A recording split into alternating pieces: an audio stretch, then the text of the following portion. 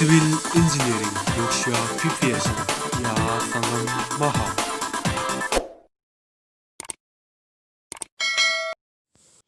नमस्ते साथीहरू, तपाईँहरू हेरिराख्नु भएको छ नेपाल सिभिल इन्जिनियरिङ लक्ष्य प्रिपेरेसन। म चाहिँ तपाईँहरूको माझमा यहाँसँग महर। म आज तपाईँहरूको माझमा केही लक्ष्य सम्बन्धी नलेज तपाईँहरूलाई दिनेछु। कृपया हाम्रो च्यानललाई लाइक सेयर सब्सक्राइब गरिदिनु होला। पहिलो प्रश्न यस्तो रहेको छ, a channel section consist of Option A, 2 waves. Option B, 2 flanges. Option C, 2 waves and 2 flanges. Option D, 1 waves and 2 flanges.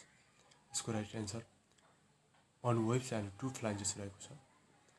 र तपाईँहरूको लागि दोस्रो प्रश्न यस्तो रहेको, the moment requires to produce unit rotation is called stiffness, rigidity, flexibility, none of this above. Right answer none of the above, D रहेको छ।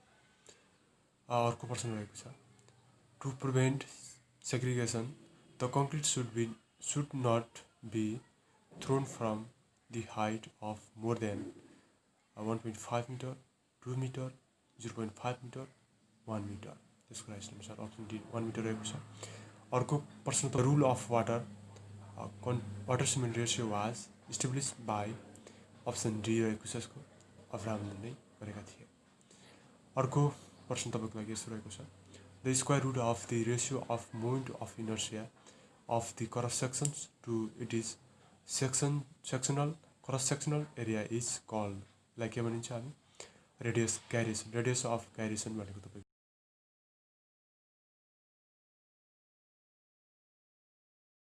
Junction between the flange and webs of a beam is known as. त्यसलाई के भन्छ? बिम र फ्ल्यान्ज बिचको एउटा junction joint हुन्छ, त्यसलाई चाहिँ हामी के भन्छौँ? फिलेट भन्छौँ। फिलेट नै भन्ने गर्छु। र अर्को प्रश्न तपाईँको लागि यस्तो रहेको छ, the slenderness ratio of the lacing bar should not exceed. तपाईँको सिलिन्डरनेस रेसियो अफ ल्यासिङ चाहिँ कतिभन्दा बढी हुनु भएन भन्ने कुरा यसको राइट एन्सर रहेको छ। 145 भन्दा धेरै हुनु भएन। अर्को प्रश्न तपाईँको लागि यसो रहेको छ, the maximum span per depth ratio permissible in case of simply supported RCC बिमको केसमा चाहिँ हामीले म्याक्सिमम स्पान टु डेप्थको रेसियो चाहिँ हामीले 20 लिनुपर्ने हुन्छ सिम्पली सपोर्टेड केसमा। र हाम्रो अर्को प्रश्न रहेको छ, minimum pitch of rivets should not be less than. तपाईँको मिनिमम पिच डिस्टेन्स अफ त्यसको के हुनु, पिच भनेको तपाईँले देख्नु होला, पिच डिस्टेन्स भनेको त्यो एउटा रिबेटको बिचको दूरीलाई चाहिँ सेन्टर डिस्टेन्सलाई चाहिँ पिच भनिन्छ। यसको चाहिँ 2.5 डी भन्दा चाहिँ बढी हुनु हुँदैन। अर्को प्रश्न रहेको छ, the angle between two forces is when the resultant is maximum and minimum respectively. तपाईँको कुन एङ्गलमा चाहिँ त्यसको रिजल्टेन्ट चाहिँ म्याक्सिमम र मिनिमम हुन्छ भन्ने कुरा 10 डिग्री र 180 डिग्री त म्याक्सिमम र मिनिमम हुने गर्छ। र अर्को प्रश्न रहेको छ तपाईँको लागि, according to IS 456 the minimum slenderness ratio for short column is, यसको लागि चाहिँ लेस देन 12 हुनुपर्ने हुन्छ। अर्को प्रश्न रहेको छ तपाईँको लागि, the channel section consist of, यो चाहिँ पहिलेको प्रश्न हो, 1 नम्बर प्रश्न, 1 वेब्स 2 फ्ल्यान्ज। तपाईँले यसलाई ध्यान दिनु होला। तपाईँको च्यानल सेक्सन भनेको तपाईँको कस्तो हुन्छ भने 1 वेभ भनेको तलबाट आएको वेभ हुन्छ, 2वटा फ्ल्यान्ज भनेको वरपरको फ्ल्यान्ज भने 2वटा फ्ल्यान्ज चाहिन्छ। अर्को प्रश्न तपाईँको लागि, water cement ratio is generally expressed in volume of water require for how much KG of cement. कति सिमेन्ट चाहिन्छ भन्ने छ वाटर सिमेन्ट रेसियोमा चाहिँ 1 ब्यागमा चाहिँ तपाईँको कति हुन्छ? 50 केजी सिमेन्ट हुन्छ, 50 केजी नै चाहिन्छ। The maximum frictional force which comes into play when a body just being to slide over the surface of another body is known as के हुन्छ? लिमिटिङ फ्रिक्सन हुन्छ। जस्ट तपाईँको सुरुवात गर्न लाग्छ भने त्यसलाई चाहिँ एउटा बडी चाहिँ म्याक्सिमम फ्रिक्सन कति बेला आउँछ, कुनै पनि बडी रेस्ट छ त्यतिखेर चाहिँ त्यसलाई चाहिँ के गर्नुपर्छ, हामीले मोसन गर्ने बेला त्यतिखेर चाहिँ म्याक्सिमम अथवा लिमिटिङ फ्रिक्सन त्यतिखेर आउँछ। अर्को क्वेसन रहेको छ तपाईँको लागि, maximum permissible colours for domestic supply based on code scale is, यसको लागि चाहिँ तपाईँको 20 ppm रहेको छ। अर्को तपाईँको लागि हामी क्वेसन राख्छु, अर्को क्वेसन तपाईँको लागि यस्तो रहेको छ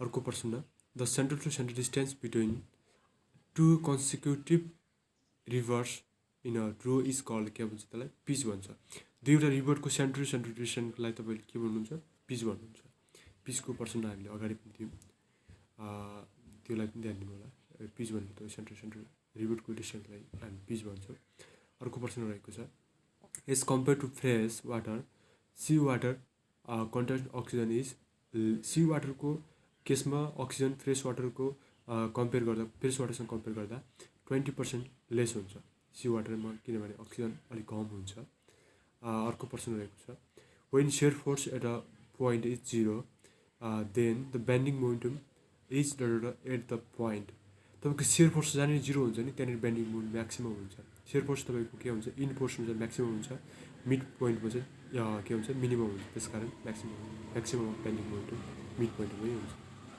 अर्को केस रहेको छ तपाईँको लागि the friction expressed by a body when in motion is known as dynamic friction हुन्छ जो चाहिँ हामीले फ्रिक्सन तपाईँको चाहिँ एक्सप्रेस गर्छ जहाँ चाहिँ मुभ छ बडी चाहिँ एउटा बडी चाहिँ मुभ गरिरहेको छ त्यसलाई चाहिँ हामीले के भन्छौँ डाइनामिक फ्रिक्सन भन्छौँ Hooke's law holds goods up to Hooke's लले चाहिँ के गर्छ भने चाहिँ तपाईँको इलास्टिक लिमिटलाई चाहिँ एकदम होल्ड गर्छ गुड तरिकाले होल्ड गर्छलाई चाहिँ हुक्स ल भनिन्छ इलास्टिक लिमिट चाहिँ प्रोपोर्सनल हुन्छ त्यसलाई के भन्छ हुक्स ल भन्ने गरिन्छ हामी अहिले चाहिँ त्यहाँ मिल्नु होला अर्को प्रश्न रहेको छ if x is the smallest division on the main scale and n are the number of divisions on the के भन्छ vernier scale then the least count of vernier is तपाईँको एन एक्स भनेको मेन स्केल छ n भनेको vernier scale छ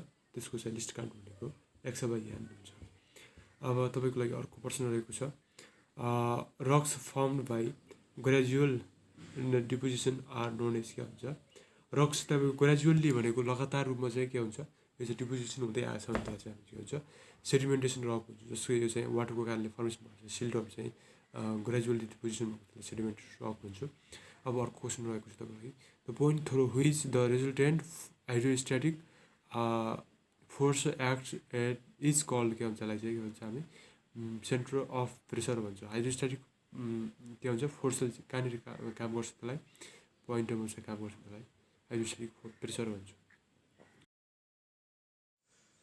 तपाईँको लागि अर्को प्रश्न रहेको छ hydraulically efficient channel cross sections is one whose यसको राइट एन्सर रहेको छ carries maximum discharge under given condition of slope roughness and flow area